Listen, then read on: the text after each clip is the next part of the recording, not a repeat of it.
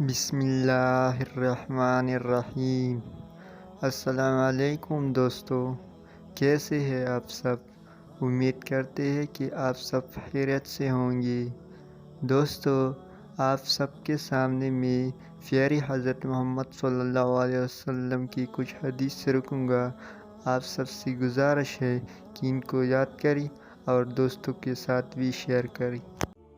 آپ صلی اللہ علیہ وسلم نے فرمایا، حضرت جبرائیل علیہ السلام نے فرمایا، ہم انسان کے سب اعمال کا وزن کریں گے مگر رونے کا نہیں، کیونکہ اللہ تعالیٰ ایک آنسو سے جہنم میں آگ کے کئی سمندر بجھا دے گی۔ رسول اللہ صلی اللہ علیہ وسلم نے فرمایا، 5 نمازیں ہیں جو اللہ تعالیٰ نے بندوں پہ فرض کی ہے، جو آدمی انہیں ادا کرے، ان میں سے کسی کو ان کی حیثیت ہلکے سمجھ کر ضائع نہ کرے، تو اللہ تعالیٰ کے ہاں اس کے لیے پختہ وعدہ ہو چکا ہے کہ وہ اسے جنت میں داخل کرے گا۔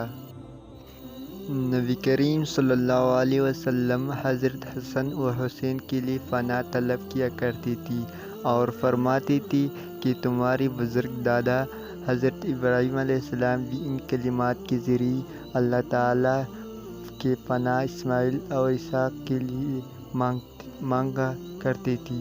اعوذ بکلمات اللہ التامات من کل شیطان وہمۃ ومن کل عین لامۃ۔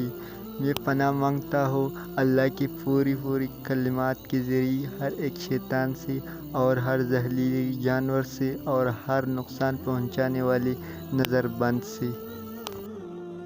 رسول اللہ صلی اللہ علیہ وسلم نے فرمایا، اللہ تعالیٰ نے 100 رحمتیں پیدا کی اور ایک رحمت اپنے مخلوق کے درمیان دنیا میں رکھی، جس کی بدولت وہ دنیا میں ایک دوسرے کے ساتھ رحمت و شفقت سے پیش آتی ہے، جبکہ اللہ کے پاس 99 رحمتیں ہیں۔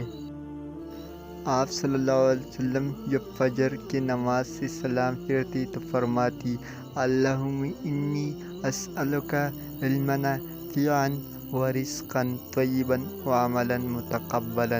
اے اللہ، میں تجھ سے فائدہ دینے والا علم، پاک رزق اور قبول ہونے والا عمل کا سوال کرتا ہوں۔